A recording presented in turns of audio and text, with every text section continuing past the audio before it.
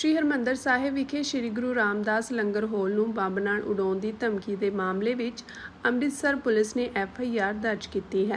Amritsar police ਵੱਲੋਂ bomb ਨਿਰੋਧਕ ਦਸਤੇ ਅਤੇ cyber crime wing ਸਮੇਤ ਵੱਖ-ਵੱਖ ਏਜੰਸੀਆਂ ਨੂੰ ਚੌਕਸ ਕੀਤਾ ਗਿਆ ਹੈ। ਜਾਣਕਾਰੀ ਮੁਤਾਬਕ ਕਿਸੇ ਅਣਪਛਾਤੇ ਵਿਅਕਤੀ ਵੱਲੋਂ ਈਮੇਲ ਭੇਜੀ ਗਈ ਹੈ। ਈਮੇਲ ਵਿੱਚ RDX ਨਾਲ ਲੰਗਰ ਹਾਲ ਨੂੰ ਉਡਾਉਣ ਦੀ ਧਮਕੀ ਦਿੱਤੀ ਗਈ ਹੈ।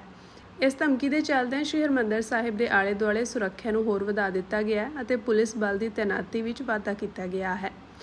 ਪੁਲਿਸ ਕਮਿਸ਼ਨਰ ਦਾ ਕਹਿਣਾ ਹੈ ਕਿ ਈਮੇਲ ਦਾ ਮੈਟਰ ਪੜ੍ਹ ਕੇ ਇੰਜ ਲੱਗ ਰਿਹਾ ਹੈ ਕਿ ਜਿਵੇਂ ਸਿਰਫ ਕਿਸੇ ਨੇ ਦਹਿਸ਼ਤ ਫੈਲਾਉਣ ਦੇ ਮੰਤਵ ਨਾਲ ਈਮੇਲ ਭੇਜੀ ਹੈ। ਪੁਲਿਸ ਕਮਿਸ਼ਨਰ ਵੱਲੋਂ ਸੰਗਤਾਂ ਨੂੰ ਬੇਖੌਫ ਹੋ ਕੇ ਸ਼੍ਰੀ ਦਰਬਾਰ ਸਾਹਿਬ ਦੇ ਦਰਸ਼ਨਾਂ ਲਈ ਆਉਣ ਦੀ ਅਪੀਲ ਕੀਤੀ ਗਈ ਹੈ। ਦੱਸ ਦਈਏ ਕਿ ਅੱਜ ਸ਼੍ਰੀ ਹਰਿਮੰਦਰ ਸਾਹਿਬ ਵਿਖੇ ਸ਼੍ਰੀ ਗੁਰੂ ਰਾਮਦਾਸ ਲੰਗਰ ਹਾਲ ਨੂੰ ਬੰਬ ਨਾਲ ਉਡਾਉਣ ਦੀ ਧਮਕੀ ਦਿੱਤੀ ਗਈ ਹੈ।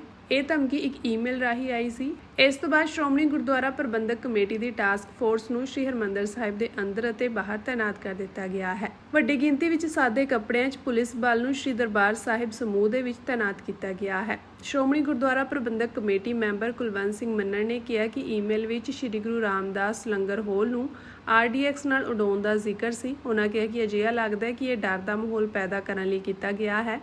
ਈਮੇਲ ਕਿਸ ਨੇ ਤੇ ਕਿੱਥੋਂ ਭੇਜੀ ਸੀ, ਇਸ ਦੀ ਜਾਂਚ ਕੀਤੀ ਜਾ ਰਹੀ ਹੈ। ਉਹਨਾਂ ਕਿਹਾ ਕਿ ਧਮਕੀ ਤੋਂ ਬਾਅਦ ਸ਼੍ਰੀ ਹਰਿਮੰਦਰ ਸਾਹਿਬ ਦੀ ਸੁਰੱਖਿਆ ਵਧਾ ਦਿੱਤੀ ਗਈ ਹੈ। ਸ਼ੱਕੀ ਵਿਅਕਤੀਆਂ ਦੀ ਜਾਂਚ ਕਰਨ ਲਈ ਟਾਸਕ ਫੋਰਸ ਨੂੰ ਵਿਸ਼ੇਸ਼ ਨਿਰਦੇਸ਼ ਦਿੱਤੇ ਗਏ ਹਨ ਤਾਂ ਜੋ ਕਿਸੇ ਵੀ ਅਣਸੁਖਾਵੀ ਘਟਨਾ ਨੂੰ ਵਾਪਰਨ ਤੋਂ ਰੋਕਿਆ ਜਾ ਸਕੇ।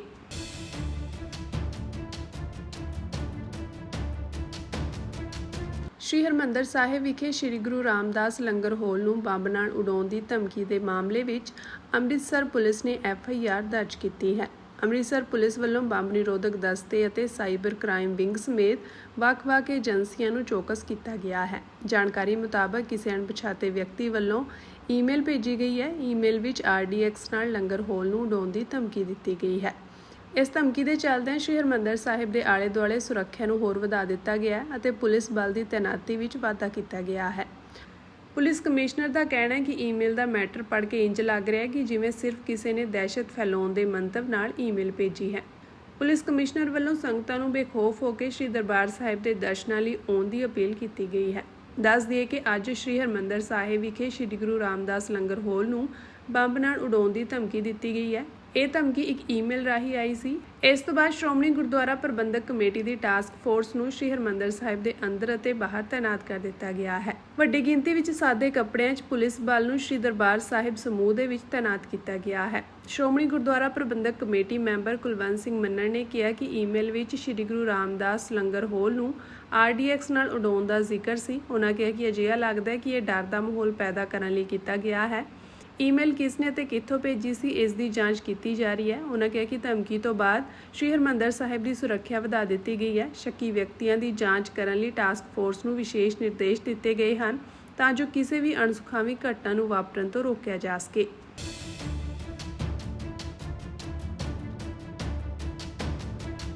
ਸ਼੍ਰੀ ਹਰਿਮੰਦਰ ਸਾਹਿਬ ਵਿਖੇ ਸ਼੍ਰੀ ਗੁਰੂ ਰਾਮਦਾਸ ਲੰਗਰ ਹਾਲ ਨੂੰ ਬੰਬ ਨਾਲ ਉਡਾਉਣ ਦੀ ਧਮਕੀ ਦੇ ਮਾਮਲੇ ਵਿੱਚ ਅੰਮ੍ਰਿਤਸਰ ਪੁਲਿਸ ਨੇ FIR ਦਰਜ ਕੀਤੀ ਹੈ।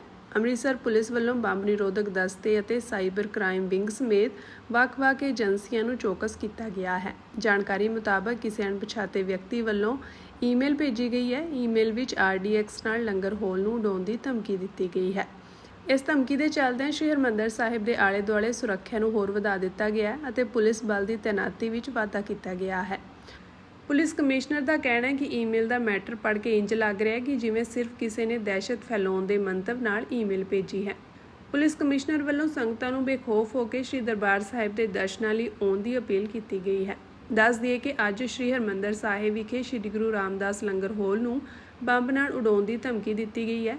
ਇਹ ਧਮਕੀ ਇੱਕ ਈਮੇਲ ਰਾਹੀਂ ਆਈ ਸੀ। ਇਸ ਤੋਂ ਬਾਅਦ ਸ਼੍ਰੋਮਣੀ ਗੁਰਦੁਆਰਾ ਪ੍ਰਬੰਧਕ ਕਮੇਟੀ ਦੀ ਟਾਸਕ ਫੋਰਸ ਨੂੰ ਸ਼੍ਰੀ ਹਰਿਮੰਦਰ ਸਾਹਿਬ ਦੇ ਅੰਦਰ ਅਤੇ ਬਾਹਰ ਤਾਇਨਾਤ ਕਰ ਦਿੱਤਾ ਗਿਆ ਹੈ। ਵੱਡੀ ਗਿਣਤੀ ਵਿੱਚ ਸਾਦੇ ਕੱਪੜਿਆਂ 'ਚ ਪੁਲਿਸ ਬਲ ਨੂੰ ਸ਼੍ਰੀ ਦਰਬਾਰ ਸਾਹਿਬ ਸਮੂਹ ਦੇ ਵਿੱਚ ਤਾਇਨਾਤ ਕੀਤਾ ਗਿਆ ਹੈ। ਸ਼੍ਰੋਮਣੀ ਗੁਰਦੁਆਰਾ ਪ੍ਰਬੰਧਕ ਕਮੇਟੀ ਮੈਂਬਰ ਕੁਲਵੰਤ ਸਿੰਘ ਮੰਨਣ ਨੇ ਕਿਹਾ ਕਿ ਈਮੇਲ ਵਿੱਚ ਸ਼੍ਰੀ ਗੁਰੂ ਰਾਮਦਾਸ ਲੰਗਰ ਹਾਲ ਨੂੰ RDX ਨਾਲ ਉਡਾਉਣ ਦਾ ਜ਼ਿਕਰ ਸੀ। ਉਹਨਾਂ ਕਿਹਾ ਕਿ ਅਜਿਹਾ ਲੱਗਦਾ ਹੈ ਕਿ ਇਹ ਡਰ ਦਾ ਮਾਹੌਲ ਪੈਦਾ ਕਰਨ ਲਈ ਕੀਤਾ ਗਿਆ ਹੈ।